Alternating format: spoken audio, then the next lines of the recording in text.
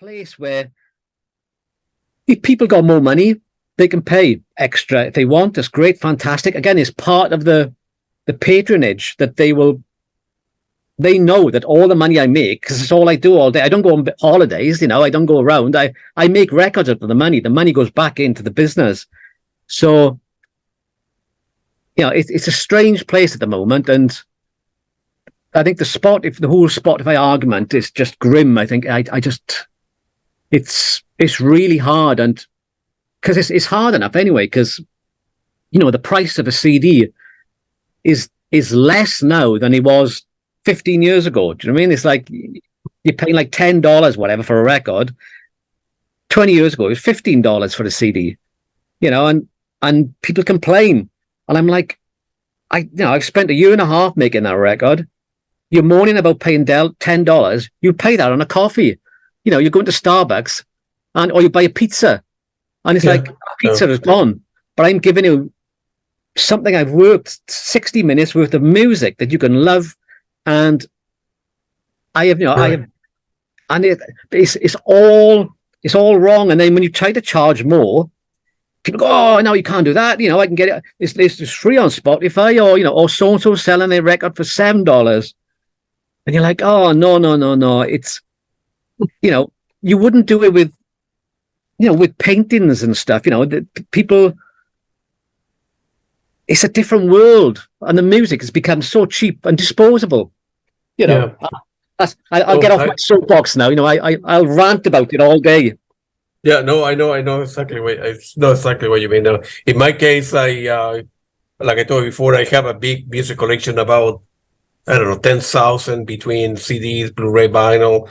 I have a furniture there on the right, but I have 4 floors full of music, and I buy a lot of music on a monthly basis. I see close to 50 shows a year, so I support the art. I know how it's like. No, and that's brilliant, and that's if we want music, and if you want the next Yes and the next Genesis and the next Close to the Edge and the next Fragile, you're gonna have to invest. People, you can't make those records easily and cheaply. You can't do it. You've got to invest in it. So absolutely, yeah, absolutely.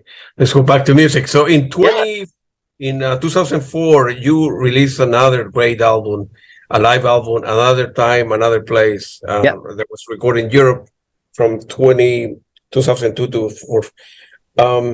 What's the idea? So you at the beginning with Christina, you said, well, we want to do like a studio band. Yeah. The album did okay, and I suppose that the record label put a lot of pressure on you. No, you need to go on the road. We need to sell more records. You need to, and you guys, it was in your head back then, were you kind of forced to tour? You wanted to tour? You needed to record a live album? No, well, I run the label, so it was only me. I run my own label, so I'm signed to, and again, that's another argument in the story, that I like to look after what I do. And no, it was just, we were just offered these gigs. We didn't go looking for it. And again, it was a different time then. There weren't loads of festivals, there weren't loads of gigs to play. And we said we did the Baja one, and then we did the Ross Fest, we did that, and the Near Fest one.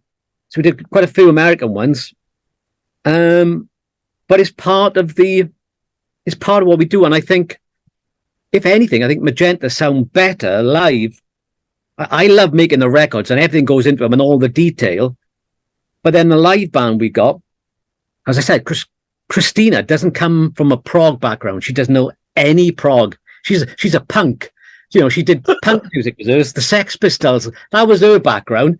She had no idea Yes or Genesis, Pink Floyd, Camel. Really?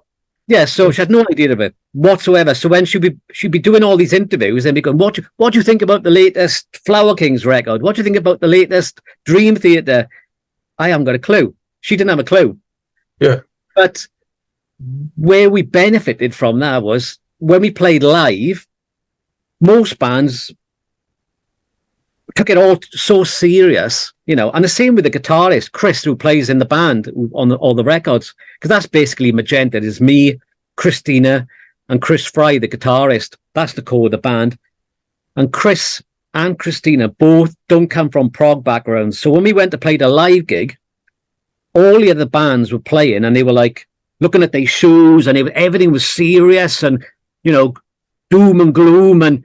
And we'd go on and Tina would be jumping around and the guitarist would be, and it would be smiles. We'd all be laughing on stage and like enjoying it.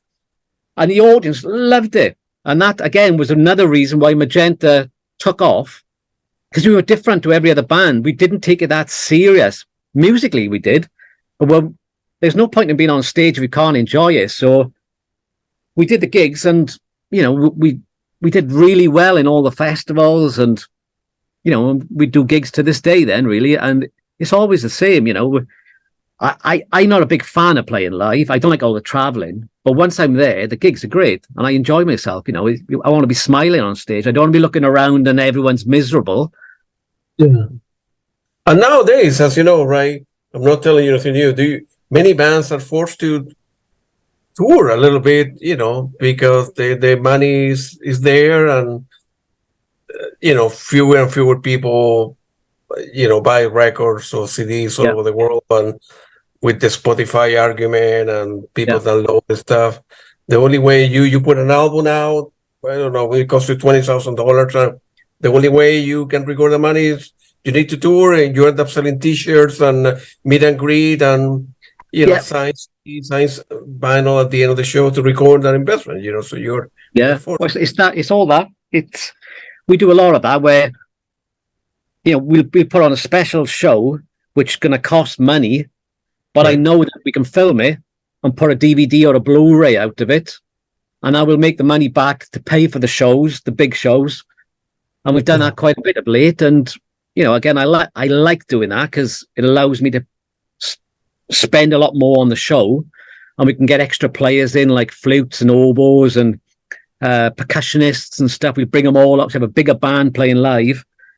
Then we film it and we put it out as a Blu-ray, you know, and that pays for it all. So it's all part of the process now. It's all changed. Yeah. Got it. In your fourth album, Metamorphosis, I don't know if I'm pronouncing it correctly. A little bit of Kafka book that I read many years ago. And that's a great album, man. And it's one of my favorites. I don't own all your stuff, but about half your stuff. And that's an album that I always go back. I listen to, you know, I don't know, it brings me a lot of memory from my childhood and great music. No, it's a good album. That was definitely going somewhere completely different. Yeah, because we made about 3 albums at that point, and I thought, right, I want to do something really. Actually, we played Nearfest in America, and we were the wrong band because like Magma were on the same bill, and we were playing all this sort of happy prog, and I thought, oh my god, we're not in the right audience here for our stuff. And I thought, the next record I make is going to be really hard and sort of angular and complicated. And I was Metamorphosis. I thought, right, let's make a hard record now. Let's go somewhere completely different, a dark. And I was, you know, but a lot of people loved it, like yourself, you know, and people went, wow, you know, that was really good. So, you know, it was nice to go somewhere different, but that did really well. Yeah, that one. Yeah, no, it's a very good album. Some year later, 2009, you performed an acoustic concert at you know, Peter Gabriel Real World Studio near Bath. Feel free to elaborate how how difficult it was to put together and how you're able to, you know, do that at the Real World Studio, which is I've been there a couple times. It's unbelievable place, man. Oh, it's lovely. The atmosphere when you walk through the door is brilliant. And no, we did a lot of house gigs where me, Chris, and Tina would turn up and just play. I'd play the piano, she'd sing, and Chris would play like a classical guitar. And we just thought it'd be great to do a gig with like a string quartet. And it shows how good the songs are, that they will actually work. They're proper songs, you know, with melodies and chords.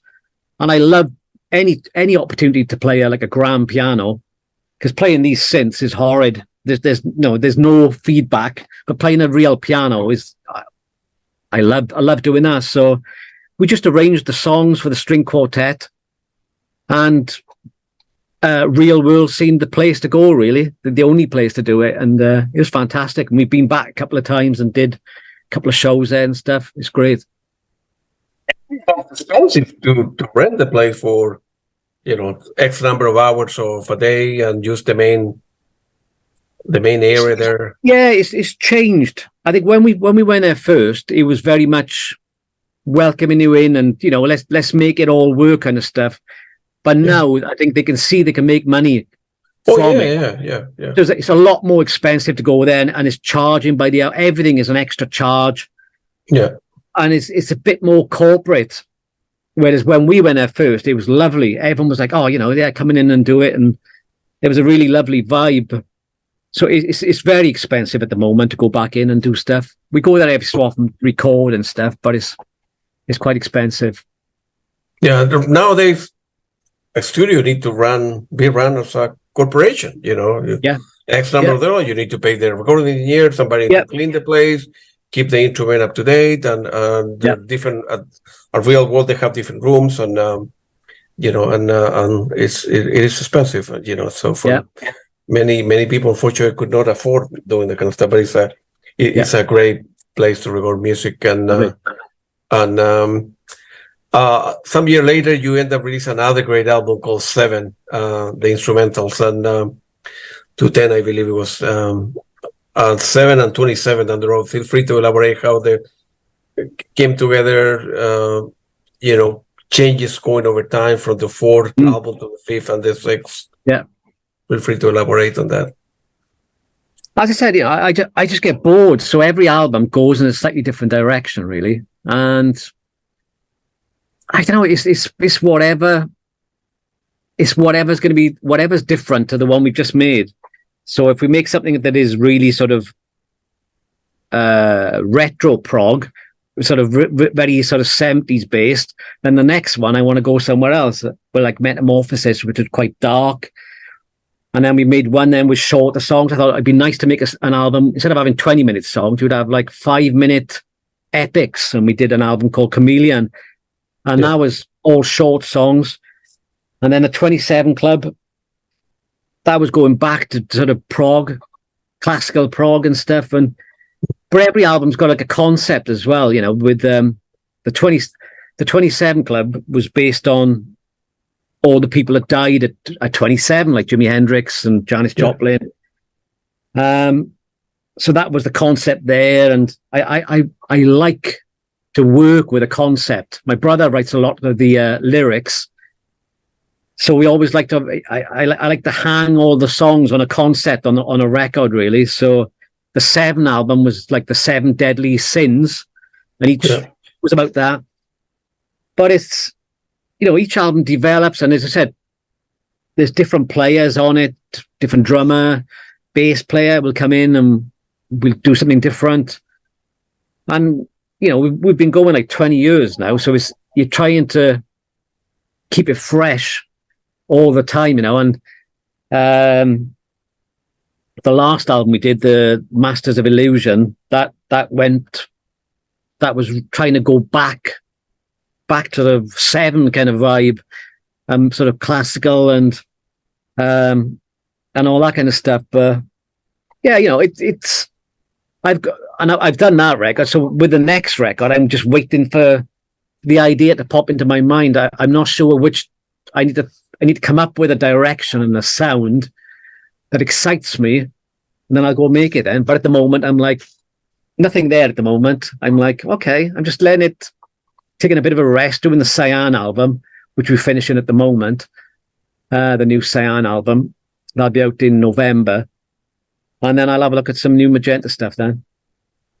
Yeah, that's perfect. And in terms of your creating process, you and your brother kind of grow 70% of the stuff, and then you call the rest, you call Christina, you call the other guys. Okay, this is like 70% down, let's get together for a week or a weekend or whatever, and let's try to polish it up and then finish the other 30%. Does it work or? No, well, it's with technology has changed everything. Like back in the 70s, you would do that. You demo, then you get all the band together, rehearse for a week, then go in the studio and record it. but it's a completely different way of working. The way I work, anyway, you know, I will demo the song. I'll put a rough drum machine on there. I'll play the bass, put a guide. All the guitars will be in place. A lot of the sort of melody guitar parts will be there. None of the solos would be there. I'd mark them, play some rubbish, what I know is going to be. And then I'd write the melody. I'd have no words. I would just sing any words to get the melody down. So I've got this, I know what the song's going to be like from a drum, bass, vocal. And then my brother would write the lyric to my vocal line I've written, singing any old rubbish. I will take his lyric, then I will demo it with the proper words. And then I give it to Tina and go, right, learn that. And then she comes in and sings it properly, basically. And it's the same with the drums. I'll go like to the drum. I use the drum part, learn something, you know, learn a proper part for it, make up a nice part for it. Same with the bass. But it's all, we never get it. We never put, you know, we're not all in the same room at the same time. I will record the drums on his own to like a really rough backing. And then the bass player will come in and play to those drums. 2 weeks later, then the guitarist will come in and play to that. So it's not the best way of working. It's convenient, but it's, I think, what they had in the 70s, where everyone would be in a recording studio looking at each other and playing like, yes, you know, you could hear it. They are playing in the room together, but that's very expensive. It's hard to do. I think that's okay if the whole band is doing music 24/7, like Yes were, you know, they were paid to be that band, then you can go and spend 4-5 weeks, you know, track laying and learning and in the studio. But I can't do that. It's really hard to get everyone together. And I like to be able to use the studio as a compositional tool as well, so that the drummer puts his parts down, the bass player's got it. I'll have it all there, and I'll go, right, what do I like and what don't I like? And if I don't like something, I'll just cut and move and rewrite bits. Do you mean? And then, so the demo could be completely different to what actually, you know, I might use the drums and get rid of everything over the top and write a new song over it. So, wow. But it's all changed. Or I might, you know, put the melody on and Tina sings. I think, oh, well, it's not a very good melody. Let's write something new. So it's all, I use technology, and if people could see how brutal I can be, you know, with the music, how you'll cut bits. But for me, I don't like any sort of fat on a record, anything that is not of a good. I think you've got to be hard on yourself when you're self-producing to go, right, that section is rubbish. I need to make it better. And technology allows you to do that. Whereas Yes and Genesis, they were stuck. Once they recorded that record, you couldn't do what I can do with technology now. Do you know what I mean? Totally, yeah. Back in the day, it was a lot harder. And yeah, I know exactly what you mean. You mentioned touring a couple of minutes ago. It's there. You finished a record with Cyan, and it's the plan for 2024. Yep. Tour with a little bit of Cyan and Magenta both, or yeah. No, it is. I think we've done about 3 gigs with Cyan. We finished it. The first record came out, did really well because of the lineup. And I knew that live it would be spectacular with Pete singing, Luke playing guitar, me playing keyboards, and the drummer and the bass player. And we played in Lorelei in the night of the Prog Festival in Germany. We did that like 2 weeks ago. And that was the biggest gig we've done. And it went really well for us because the band is so good. And Pete is such a brilliant front person, gift of the gab is the way he communicates with the audience. He's fearless. And we were doing a gig, and it's like 2,000 people, and we playing, and Luke's guitar breaks. And I thought, oh shit, here we go. And like Luke runs off with his guitar, and like there's silence. I whispered in Pete's ear. I said, Pete, I said, sing Genesis, Ripples, do a version of Ripples by Genesis. Oh, okay then. Singing it, starts playing it. 2,000 people are singing Ripples, and also, and then the gig goes up a gear. Do you know what I mean? Wow. And it's like, it's amazing. And then what I didn't realize was in the wings, because we were playing with Nick Mason, Saucerful of Secrets, the tour. Yeah. They were headlining, and we were on before them. But their manager on the tour is Tony Smith, who is Genesis's manager. Of course, yeah. And he was in the wings, and he saw Pete singing Ripples, and he came on to him after and said, I can't. He said, what a great version you did of Ripples. He said, Phil Struggles doing it live. He said, Phil Collins, but he said, you sang it amazing. He said, you're brilliant. Yeah. Pete was like, beat up. But having that in your armory in a gig is brilliant, so it really works well. People love him, and he's playing saxophone, he's playing guitar, and then you got Luke, who's an amazing guitarist. So the band is great. So again, lucky to have that band and Magenta, so I can go to shows with them and then do a couple of shows with that. Maybe I think maybe you should do that on purpose next gig and do I Know What I Like, or Sabbath Ray or something. Well, that was it. In between 30 seconds here and there. Luke was distraught. Luke was broken. He hated it because his guitar broke. But I said to him after the show, I said, look, that made the show. After that, we were flying because everyone was like loving it, and the fact that Luke came back on and played, and by the end of it, they were going mad. But so it's a great. So I think next year is going to be really busy. See, the new album is finished. Sounds amazing.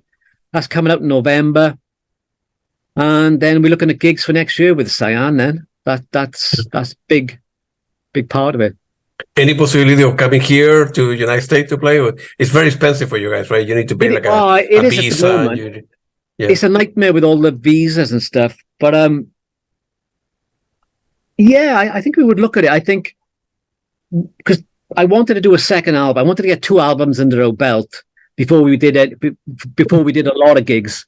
And I wanted to work the band to make sure that was going to work, and it does.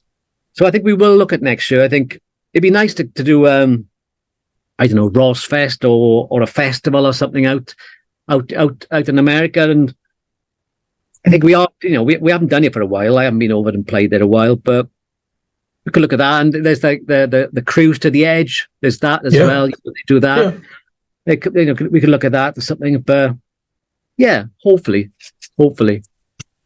Yep. Over the years, you guys received many awards, like first best live gig, the best band, the best album, best female vocalist, and you go back one day. I mean, you look back at your life and say, "Man, I was, a kid that couldn't stand still when I was 14. I put that, 4-track tape, and look at." Right now, I can play all over the world. I can play with the best musician. I hang out with the best musician. I have an unbelievable studio at home, and your life is like a miracle in many ways, man. It's mad, and it's not all plain sailing. I think, of course, a lot of hard work, but there's a lot, and there's a lot of things going wrong. I can write a book. I could write a book on being in a band, and dealing with members of the band and people that leave. There's always there's always personality clashes, and there's always, I don't know, there's always something. But I do try to keep on telling myself that I'm lucky that I do this 24/7, that I'm in charge of what I do. There's no one above me giving me grief. I do it, and I'm very lucky to do it, as I said, with the studio and everything. But it's hard. It is hard work, and I do overwork, but I love it. I just can't get enough of it. You know what I mean? And I'm working all the time. I work every day. I'm in here every day. And then in the nights, I'm running the record label. And there's definitely down moments where I think, God, I wish I had a job which I didn't have to worry about. when there's like deadlines and things go wrong. There's a lot of that, and a lot of like, I don't. This is quite a. I'm being quite open here. I think that every musician is never completely happy with what they've got. I look at people and I think, God, you should be really happy that you're there. And I think everybody wants more. I don't know if it's, I don't know. It's not an ego thing. I think it's just, I think you want people to enjoy and get what you're doing. You want that feedback. When someone buys a record, you get an email saying, "Oh, I bought the record. I love it." It's not massaging the ego. It's making all the hard work worthwhile. So the more people that listen to my music, I think I'm always searching for that. I think I'm always thinking, right, how can I get my music in front of more people? And I think that bands who are further down the ladder from me and bands who are much further up, they're never happy, never content with what they've got, because they always want more.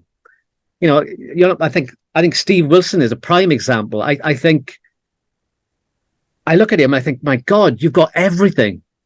You're top of the tree. But then I still think that he wants to be famous. He wants, like, he sells loads of records, but he's not recognized on the street.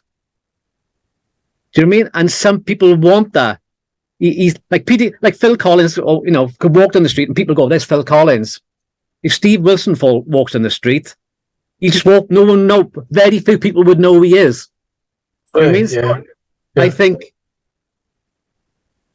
and I think that I think, oh, you've got everything, but then everybody wants more, and it's a strange artistic thing where you want more acceptance. And the amount of people I speak to that other musicians, and all the conversation is about how can you get more people to listen to your music? Because it's really strange, and people spend so much time doing that. And I know what I do. I'm like, right then, how can we do it? Can we make a better video? Can we do more on Facebook? So it's a strange one. So on half of me, well, more than half of me is like, thank God I am where I am, and I'm grateful every day for it. But then there's a little bit of me goes, oh, I wish I had as many people that Marillion have listened to I wish I could get in front of all them, put them in a room and say, listen to Seven, listen to this album now, Sure. I suppose that on one hand, you want to have a bigger audience, put more stuff on social media, sell more record, be in the core of prog magazine. But then you cannot have a normal life. Yeah. I suppose that you are, I don't know. No, that's true. Tony Banks or Phil Collins, Peter Gabriel, they cannot go and see a movie. Something simple. No, you want to go to a restaurant with your wife on a Saturday night, you get your buddies, get a couple of beers or go catch a movie with your wife. You cannot do that. No, I agree. No, that's a good point. Thank you for that. You're my psychiatrist now. Yeah. Yeah, I mean, right. You want to make money and be happy and sell, but then the fame stuff. No, I not even that. I mean, even if you something simple, if you go to Starbucks, get a cup of coffee, your wife, and you leave a tip of $1 or $2, whatever. Somebody will take a picture. Hey, Phil Collins is cheap. He only give me $3 some tips instead of 10 because he's a rich guy. If you become famous, everything is look under the microscope. That's microscope. So it's not good to be famous, man. No, I always say I do. And I think the other thing is, I think if you do have that kind of level of fame, and you got that kind of money, why would you get up in the morning? Do you mean, for me, I'm like, I get up, I've still got I still want to climb. I want to climb, but then at the top, they're coming down the other side. And I think that's got to be equally as bad to come down the other side where you were famous, or you were, Genesis were massive in the 80s. Yeah. Massive. But now it's like, they're coming down the other side now. It's like, and Phil is not well and stuff. So I agree. There's the grass is always, you think the grass is greener on the other side. On the other side, right? Yeah. Yeah, so I think you're right. I think I should, and I am. I will write that down. I'll write a big thing by saying, I do not want to be famous. Yeah, that's right. The other thing is that social media, and people spend so many hours on social media and Instagram or Facebook, or it's a psychological thing. Yep. You can write the stupidest article in the world, in the history of civilization, humanity, the stupid article, and people want to be participants. Say I like. They haven't even read the stupid article or the stupid picture, and people want to be participant without even reading the article or commenting. Society imposes, hey, you need to be part of something without even thinking if it's good or bad. I don't know. I don't know to which extent social it's horrible. Network, dominates. It's horrible. Life, Yeah, and it really plays. Because I get it. I'll go on social media and I'll see another because people only, as I said, people will only post great things or inflate how good things are. So I go on. I think I might be having a bad day in the studio, I'm thinking, I can't come up with any tunes. Then you put on social media and you're like, so I got this fantastic news. Oh, it's all happening and it's all going crazily brilliant. And you're like, and I get it, and I see my kids get it, and everyone gets it. You go on social media and you read down, and by the end of it, you're like, oh my God, my life is shite. My life is rubbish. So I desperately try not to read it because it's just warps your brain. It makes you feel so inadequate. It's terrible. You need to. I'm a kind of a little bit selfish in the sense that whenever I'm a computer scientist and I'm a scholar, nothing to do with music, like I told you before.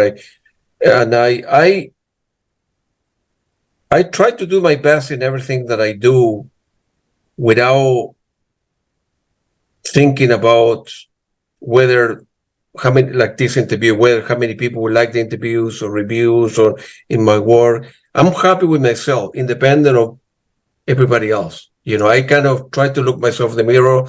Well, try to be a good husband, a good dad for my son, and the music thing, and interviewing people all over the world, because I really enjoy that. I don't care if 1 million people, watch the interview or 10 people watch the interview. I do it because I like it, independent of the opinions everybody could have about that. Plus, the other thing, I do this, as I told some musicians in the past, the kind of the channels becoming a little more popular, and it generated profit. And I always say at the beginning, every single dollar that the YouTube channel generate is going to charges, going to be going to a local hospital. I don't make any money. I want to make money. No. A musician give me like an hour or two of your day to do that. Yeah. I do because I'm passionate about music. No. Yeah. That's good, and I think that's the way to be. And having done music for 30 years, I know that the best music I make is when I don't give a shit about everyone else. That's right. Self, and when I try to please someone else, it's rubbish. I can hear it. It's terrible. It's when my heart is in it 100%, and I don't care about anything else. That's when the best music comes out. Absolutely. I have only 2 more questions. I know you're busy. You need to go back to work. The live album, Reaching for the Moon, April 2023. I think it's available 4 discs, 2 DVDs, 2 CDs. That's a masterpiece, man. I don't have that one. I was listening to that one on Bandcamp late last night, and it's very, very good. Very well recorded. The set that you pick, and it's great. You're very good at what you do, man. Thank you. Well, that's what there's no excuse, to be honest. It should sound good. It takes a lot of work and a lot of gear, but. You got to be brutal. You got to compare it with the best. You think, right, does it stand up against a Genesis record sonically, playing wise, song wise? Does it, and you got to be harsh with yourself, you know, and that's what you try to do. And with the live stuff, that was a great gig, you know. And as I said, it was a lovely, lovely set of songs, and we had the extra players. I said, you know, the oboe and the flute and things, and it's really good. And you know, it's what we do. I think, as I said, I keep on saying I'm lucky to have these players. I surround myself with the best, and that's what you know, and that's what you got to do. They make me sound good as well, which is great. Absolutely. Feel free to mention your website, your Bandcamp channel where people can buy your music. Yes, for you. It's all, just type in Magenta progressive rock, you know, and it all comes up. It's all there, all our history, all the videos, the Bandcamp website. You know, it's all available and stuff. So, you know. Right, man. Good. It was very nice talking to you, Rob. I will send you a separate email because I'm interested in buying some music from you, and where the you know, Christina, yourself can sign the sort of life, we'll work it out. It was very nice talking to you. Good luck with you and the tour and the album that you finish, and hopefully we'll see you here in America next year. If not, I will try to fly to Europe. I go to London very often to see bands, so we'll get a cup of coffee, a beer, and I'd love that. It'd be brilliant. Let's do that. All right. It was very nice talking to you, man. And you as well. It's been a pleasure. Thanks so much. See you soon. Thank you. Bye. No problem. Sure. Bye. Bye.